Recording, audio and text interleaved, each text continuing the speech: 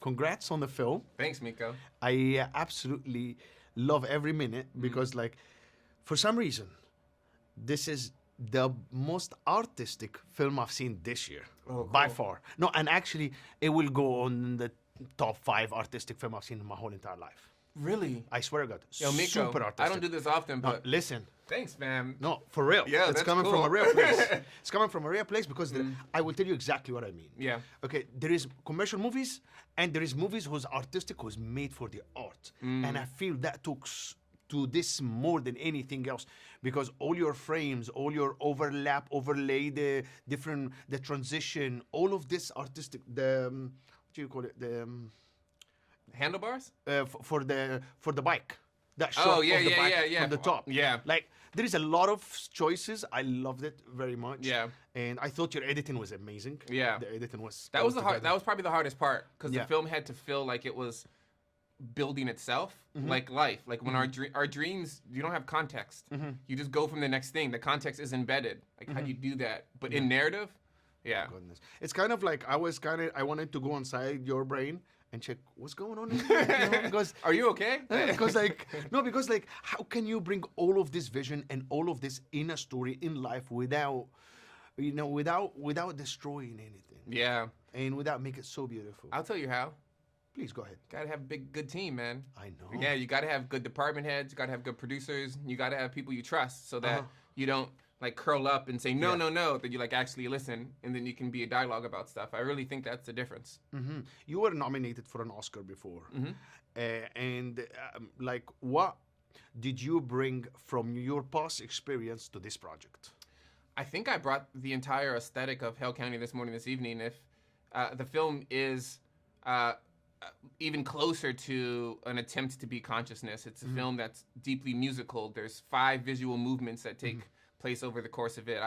I shot for 5 years. It's 1,300 hours, swiveled down into 12. It takes place over 12 days. It's edited from sun up to sundown. You know, it's a conceptual piece to give it rules, but it also feels like it's kind of breathing and it's alive. This one's an extension of that inside the lives of Elwood and Turner. It's super crazy. It's fantastic. I want to understand like what inspired you from the first place to bring a story and a novel to life to the screen. Yeah. Well, Considering I'm sorry. No, no, no. Considering you are, I have to say this, you are the writer, the director, and also happen to be the cinematographer. You had a hand in the cinematography, so it's Yeah. kind of like you're a storyteller by every mean. yeah. So how were you able to bring all of this together? I think I lean on my department heads like Jomo Frey, who was the DP. I was fortunate enough to be camera operator with Sam Ellison and Jomo, but Jomo's a genius, and he first thing he wanted to do was have the visual aesthetic of the film be the same as my large format photography. It's a very specific type of film look that Fuji large format film has.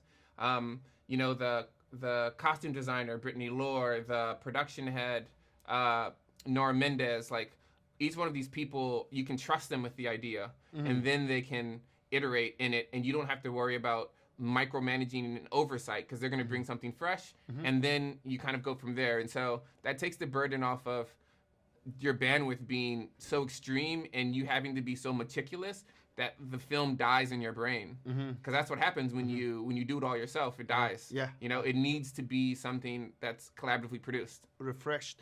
So you keep talking about everybody else. Let's talk about you. I love that. I'm not complaining. Yeah. Nobody's complaining. They deserve this, and you are the best one to do that for to highlight your team.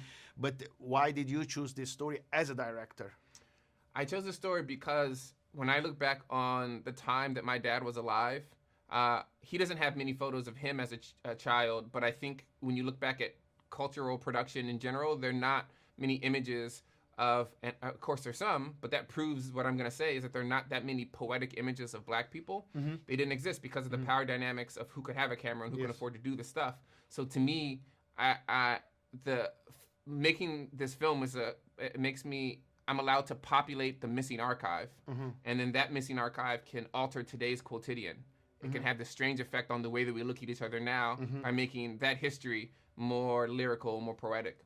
That's amazing. How important this story was to be told for the public and for the history and for everybody nowadays to understand that such a story. And that's the last thing. Yeah, no, it's a good question because it's like it's self-evident, right? Like there is almost nothing more important, specifically for ones that are stories that are lost. Like not many people knew about the Dozier Boys before Coulson did his incredible novel, and then this is another way to have a monument in culture where you could go to and have an experience of the things. It's, you know, not only does it keep them alive and it helps people remember, but it also lets people maybe see what the ultimate power of cinema is, which is to to be rooted in real social meaningful things.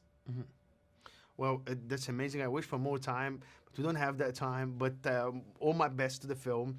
I think you've done what a lot of young filmmakers should do, which is tell the story and make them modern and make them nowadays like they're still current. They're still, I can relate because looking at me, I'm not from here. I didn't know about the whole situation, and I was just knew the story through your film. Yeah. So that's how important it is, even educate other people from outside America. So thank you again and good luck for the rest. Miko, I appreciate you, man.